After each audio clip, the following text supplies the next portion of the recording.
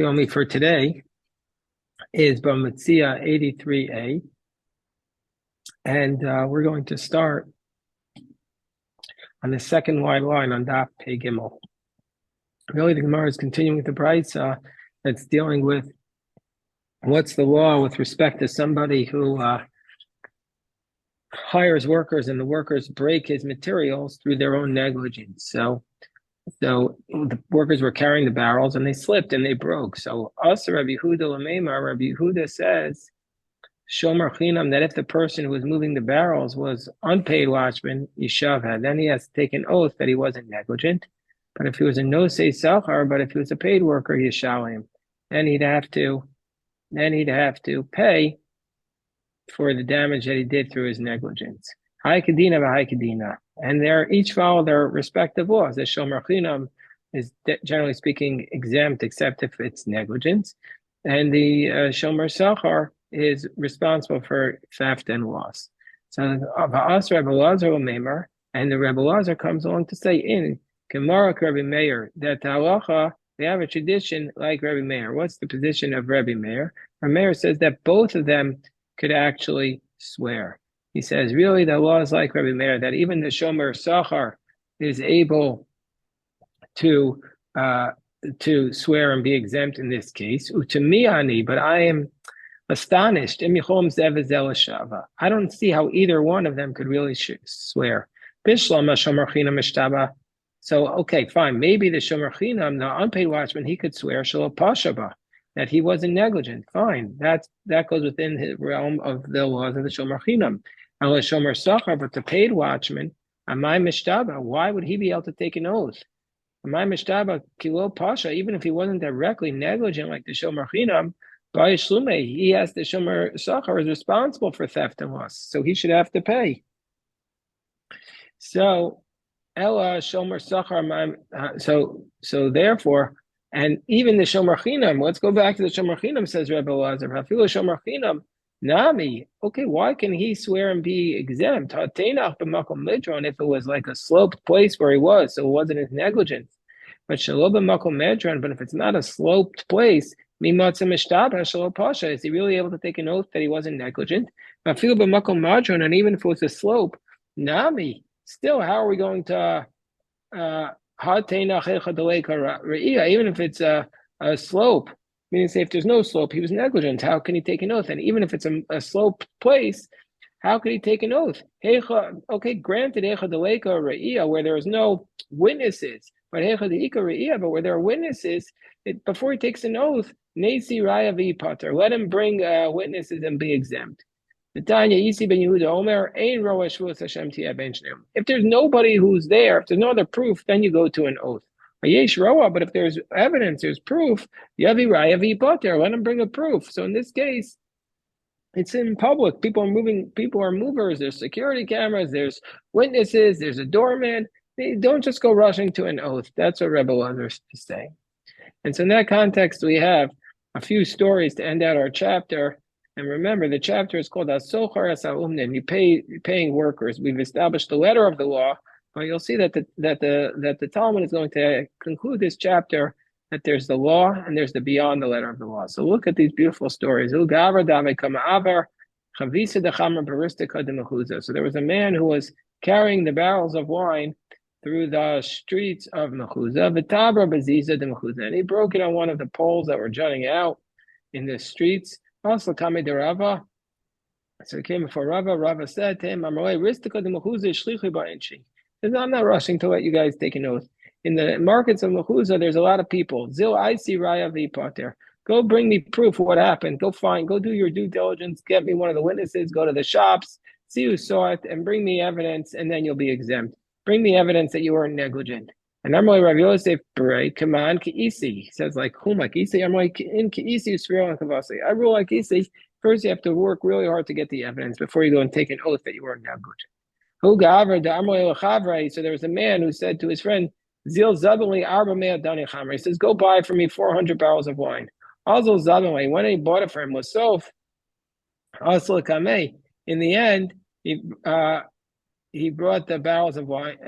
So he comes back to him and he says, Zabinu chamrei, Zabinu chamrei, adani chamrei, v'takifulo. He said, I bought 400 barrels of wine and they turned into vinegar. So he's saying, listen, it's not my fault. I should be exempt.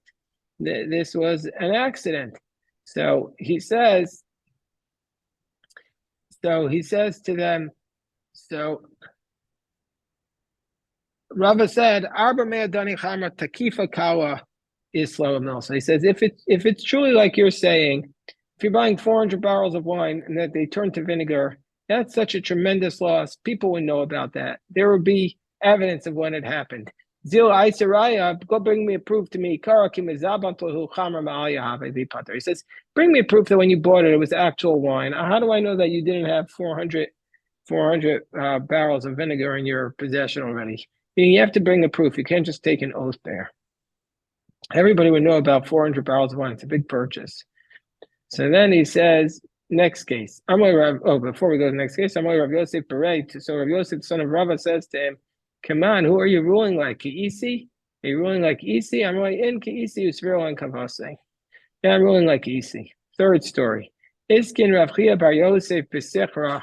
Rav Chia Bar Yosef instituted in Sichra, Hani Dedaro Ba'agra.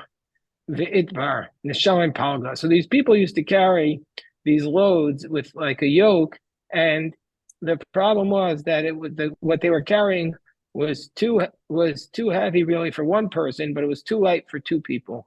So they used to just try carrying it on a yoke, but it was a little risky. So if it broke, he said you have to pay half. The Falish Palga, my timer. Nafish lachad v'zuter l'trei. It was really too much for one and too little for two.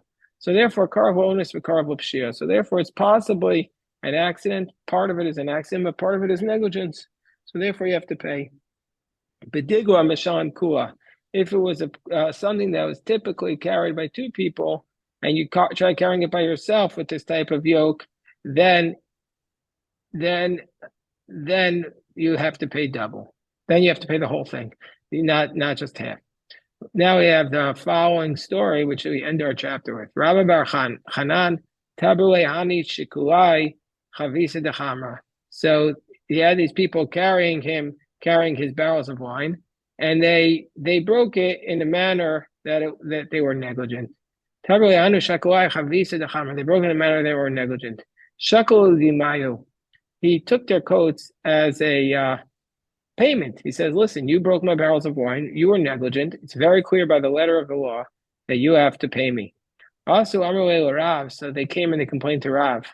So Rav says to Rav Bar Chanan, Amrulei Havlu Umayu. He says, give them back their coats. Amrulei, they said to Rav. Rav Bar Chanan said to Rav, Dina Hachi, why do I have to give them back their coats? The law is not that. The law is that if they're negligent, they have to pay. We established that. True. The law is that way. Why? Laman telach b'derech tovim. You have to walk in the ways of the good. So Rashi says, meaning say you have to go beyond the letter of the law. But Mordechai died in 1297 in the Rindfleisch massacres.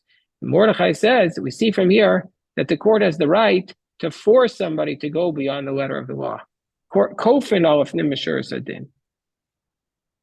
So the Gemara says, so then he says, then the people, these workers, weren't satisfied just not paying. They said, we're poor, and we've been working the whole day. We're hungry, we have nothing to eat. Meaning to say, we want to get paid for our work. We didn't work today. We didn't get paid today. We have nothing to eat. Rav says to Rav Bar Chanan, he says to him, pay them. Okay, so they broke his barrels and they were negligent, and now he has to pay them. Why do I have to pay them? They didn't do what I asked them to do. Yes, you do. The path of the righteous, you must watch. And basically that's the end of the previous verse. You should walk in the way of the good and watch the path of the righteous. So basically, not only do you have to pay them, not only are you not allowed to make them pay for their negligence, you have to also pay them a day's wage. And it's interesting that this is how the Gemara chooses to end the chapter that deals with the Sochar Sa'umnin. and that is that if the workers are poor and the owner is wealthy, that he has to go beyond the letter of the law and take care of them. We'll return to you. Now we start the next chapter called Hasochar as a poem. The beginning of this chapter has a lot of famous agadata, many famous stories, starting a little bit today, but mostly tomorrow and the next couple of days. Hasochar as a poem, one who hires workers. And he says to them, and then he tells his workers, listen, I want you there pre-dawn, and I want you working till way after dark. He shows up at the law firm on the first day, and they say you got to be there early and leave late. Well, you have to go by what is the practice of the place. You have to go by what is the practice of the place. If the practice of the place was not to wake up early and not to go to work before dawn and not to make them work till midnight, and then he can't force them. Malcolm Shinagu Azun Yizon. A place where the boss has to provide food, he has to provide it. A sapik mimatika, yisapik, a place where the boss has to provide them with like a matika is like a dip for the bread. He has to provide that. Hakol kaminaga medina. Everything follows the ways of the country, meaning to see you always follow by what is the standard practice. There's an incident with Rabbi Yochanan Maaseh. No, he says to his son, say Sechor Lanu Poland. He said to his son, go hire us some workers. The son was a rookie. He didn't know what to do. He said to the workers, come work for my dad. We're going to give you food. We're going to give you meals. When his father said to them, his father said to him, Armo Beni, my son, you promised them meals? Even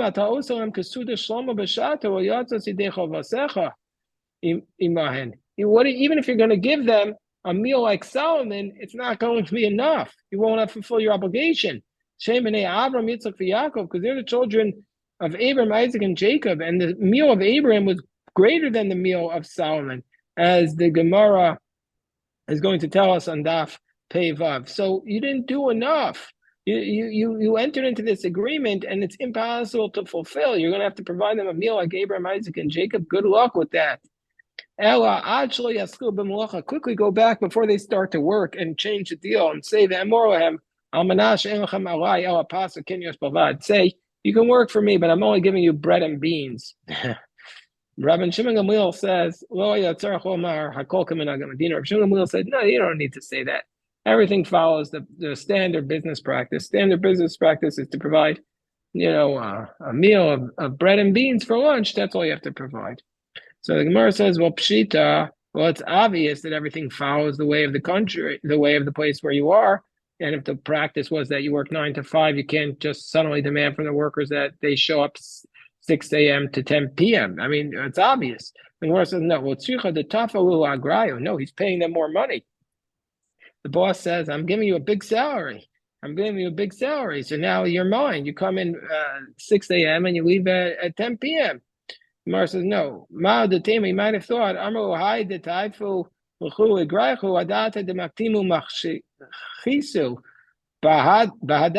you might have thought that the boss could say, listen, the reason why I'm giving you more money is so that you could come in early and leave late.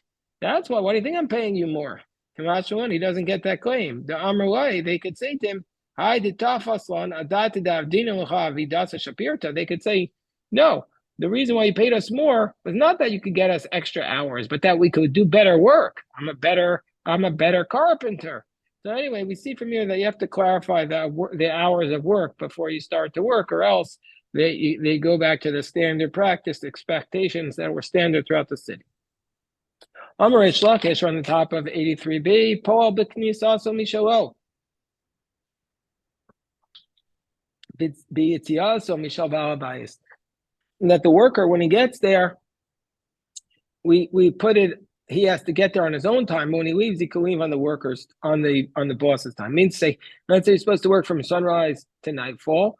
His job is to be there at sunrise. He can't leave his house at sunrise. At sunrise, he has to be at the place of work.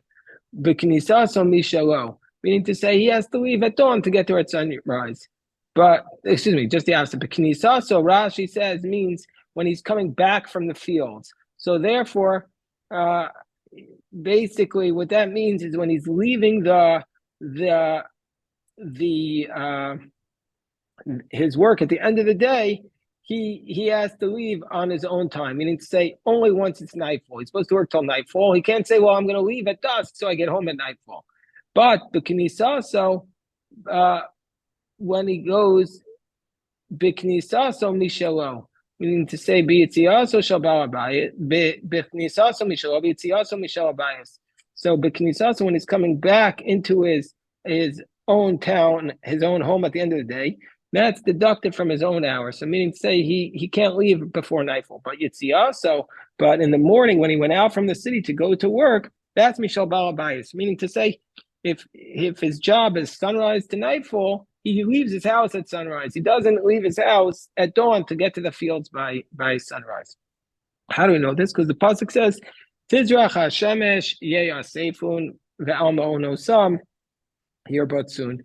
Now, when the sun rises, that's when they gather until their dwelling places. They spread out. Yetze adam apalo lavodaso ad erev.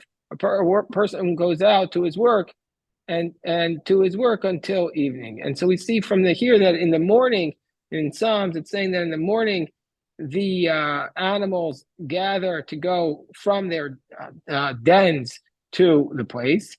And that's when a person goes out to work in the fields. And then he works there until the sun is setting. So we see from the time that the workers go out to their work, that's at sunrise, and they leave and they work until nightfall. So the Gemara says, but wait, why do we have to establish these things about here? The say, why do we have to establish when they go out in the morning and when they come back at night? Why don't we just look what the custom, the standard custom overrides everything? So the Gemara says, no. Bir Chadasha, it's a new town, so there's no custom. So why don't we see where they came from? Did they come from Brooklyn? Did they come from Kansas? Look what the practice where they came from and establish that. And where it says Benikutai. No, we're talking about people, they all came from a different place. There's no standard place where they came from. So no, alternatively, that the boss says to them, I want you to work for me according to the laws of the Torah. It doesn't mean the laws of the Torah, means by the established halacha, and we don't know what it is in this case. Darish Rabbi Zera Tani Rabbi Yosef. So Rabbi Zera expounded, or it was a bride to the Rabbi Yosef said over. What does it mean? Tashes Choshech, because now we're citing the verses from Baruch Nafshi, from the Psalm 104 that we say on Rosh Chodesh. What does it mean? Tashes Choshech v'hi laila, that he created the night and it was nightfall. Bo termos kol chayaso yar, and in the nightfall, that's where all the animals are spreading out. So what does that mean? Tashes Choshech v'hi laila zeh olam hazeh, that this world is compared to night. Shedomo laila, that this world is comparable to night. We'll see why.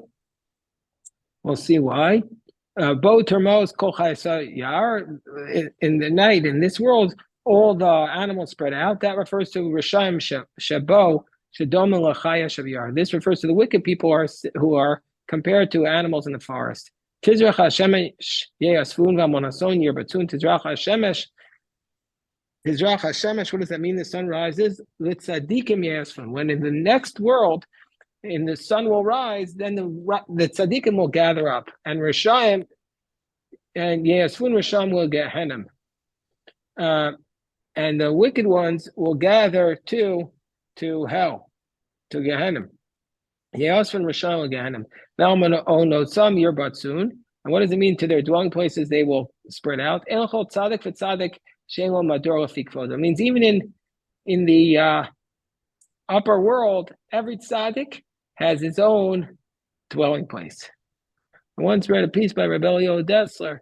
He said, why is it that Hashem didn't make everybody looking exactly the same exact same IQ, exact same personality traits? He says, because each one of us has our own cubicle, our own mador in the Olam Haba. Everybody has our own room designated for us, and we can reach our own place. So we all have to reach our potential.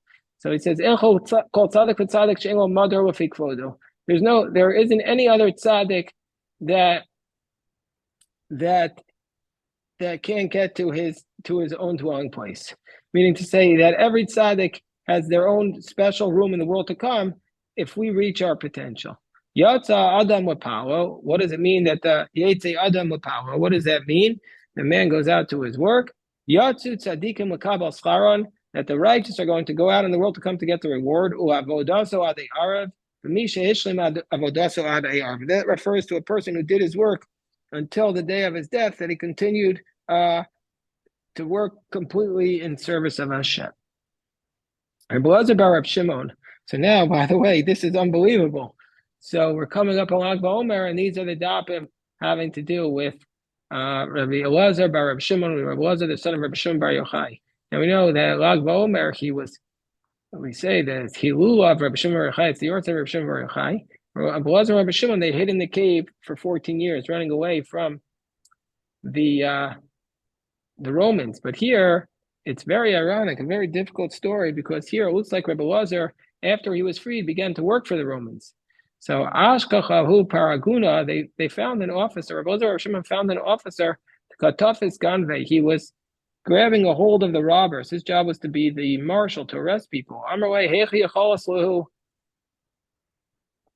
So he said, how are you able to catch all the robbers? Aren't the robbers like animals? They're compared to animals. They're spread out. How are you finding them during the day? You're arresting them during the day, but you're not. How do you know you're getting the right ones? Some say that he challenged the marshal from the following words: that the animals lie in ambush in their dens, or like a lion in its den. Maybe you're taking the wrong people. Maybe you're taking the righteous ones and you're leaving up behind the wicked ones. So the policeman said, what should I do? He said, I'll tell you what to do. He says, what can I do? I have no choice. Harmona de Malkahu. The king gave me an order. I have to arrest people. I have my quota. I have to reach my quota by the end of the month. I have to arrest a certain number of people. He says, so Rabbi Elazar Rabbi Shimon says, and I'll teach you what to do. Go at the 4th hour of the day to the restaurant. Everybody's gathering. They become a namname. You see a person who's holding his cup of wine, but he's falling asleep. And what you're supposed to do is ask him, what does he do? Where is he from? If he's a young Torah scholar, and he's falling asleep, he's dozing off. So it's because he got up early to study Torah. If he's a worker, then he went to work and now he's taking his break, so he's tired. And even if he's just says he does his work at night, it's possible, and you don't hear anything. It's possible because he's a type of worker where he stretches out metal, and you don't hear that. But if that's not what he does, must be because he's running around the night like a robber. Ganvu, the top say. He's a robber, and grab him and arrest him. And indeed, Ishtame Milsa Be Malka, the king heard about this, about Rabbi Elazar's advice. He says, Karaina de Garta, Peronka. He says, the guy who read the letter, the guy who reads the letter, excuse me, he should be the agent to carry it out. So, okay, congratulations, you're now the policeman. Asyul Rabbi Elazar Rabbi Shimon. So basically, they brought him to Rabbi Elazar. They brought to Rabbi Elazar Rabbi Shimon the Katafis Gan Veva Azil. And indeed, Rabbi Elazar Rabbi Shimon was doing this thing. He was catching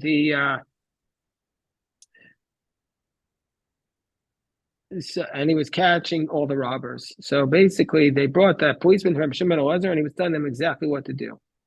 But the Jews didn't like that. Rabbi Elazar, Rabbi Shimon, was now helping the authorities catch the Jews. So what happened was, Rabbi Shimon Karcha said to him, Chometz ben Yayin, you're like vinegar, the son of wine. Your father is Rabbi Shimon bar Yochai. He hid in a cave. And what are you doing? You're helping the authorities to catch the Jews? How long are you going to hand over your people to be executed? Shalchai said to him, No, I'm not getting the innocent people. I'm taking off the thorns from the vineyard. I mean, these people deserve it. No, let the owner of the vineyard come and get rid of his thorns. I mean, say, if they're really guilty, God will get rid of them. Yom Achada, one day, Pagabeahu Koves. So one day, Rabbi Lezer Shimon met a guy whose job was to be a launderer. Karye Chometz Ben Yayin. He called him Vinegar, the son of wine. Amar, he said, "Oh, you're so disrespectful to me. You must be wicked." Amaru Tafsu. So he told the authorities, "Grab a hold of this guy." Tafsuhu. They grabbed a hold of this guy. But remember, Rabbi Shimon ben Elazar himself had to go into hiding because somebody informed on him, and now he was informing on this other person. So Ubasar afterwards. Denach he calmed down. Azal Basar with Faruque. He wanted to try to get him out. Well, Matzi, he wasn't able to do it. Kari away, Shomer Pivel Shono, Shomer Mitzeras Nafsho. He says somebody watches his mouth and his tongue will be protected from the tsaros of his soul. But meanwhile, he tried to rescue this guy. Now the guy's in prison. Can't get him out. Zakfu, so they put him on the gallows to hang him. Come to Tay. Zakifa v'kabachi. So Rabbi Lezer Shimon was standing under the gallows and he was crying.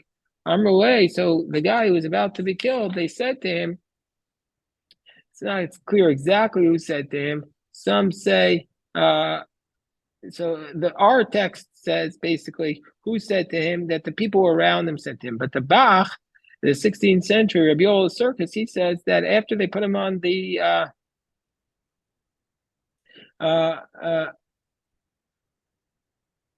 that other people said it, that the man himself said it. But anyway, so he says, so somebody said to him, possibly the man himself or possibly other people, Rebbe, Alya Rabbe Necha, don't be upset. Why? Shahu Beno Bawa Narasa Murasa B'Yom Kippur. He says, listen, either this man and his son, they both violated the laws of Yom Kippur by being with a betrothed girl. I mean, to say that they were worthy punishment that was worthy of execution. And so she was engaged. Now it's clear who she was engaged to, but the punishment is sekiwa. And so since everybody who is stoned is also hung, so therefore he was also supposed to be hung. So therefore it was actually correct punishment. So so therefore Rabbi Shimon put his hands on his stomach and he says, Sisu banai b'nei ma'ai sisu. He says, rejoice, my innards, rejoice. This is the cases where you are in doubt. The cases where you're certain that they deserve this punishment, how much more so? I'm certain that no worms are going to eat your body. They're not going to decompose because you're righteous. But he still wasn't 100% certain. He was still anxious. They gave him something to put him to sleep, an anesthetic. And they brought him up to Besa de Shaisha, a place, room of marble. That's where they did surgery. Karla Krise, they tore open his belly. They brought out buckets full of fat. And they put those buckets of fat in the sun in the summer months of Tammuz and Av. And it didn't rot. So that proves that that when he died, his body wouldn't decompose. So he was happy. But the Gemara says, but wait, kol tarba nami lo sriach. But no fat decomposes. The Gemara says, yeah, kol tarba lo sriach, but shuraiki sumki masriach.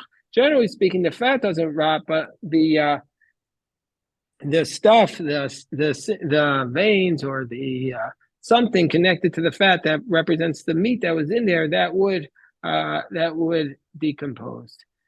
And so here, even though there was this red stuff that was coming from the flesh, it still didn't rot. Karya Nafshi, so he called about himself, even my flesh will dwell securely, meaning to say my body is not going to be decomposed. So we'll stop here. Obviously a very powerful daf, beautiful daf, and we're just starting the beautiful stories. And God will pick this up as we go along. A big shkoyach to everyone. I'll answer any questions.